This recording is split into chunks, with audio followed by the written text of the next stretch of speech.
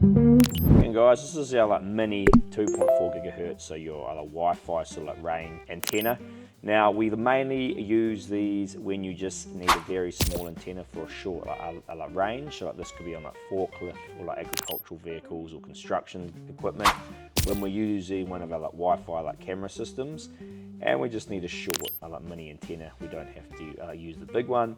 And if we're restricted in size, and a smaller antenna would be better for the purpose, that is why we have these. So probably when you're talking about a sub 10 meters range and you have a limited size.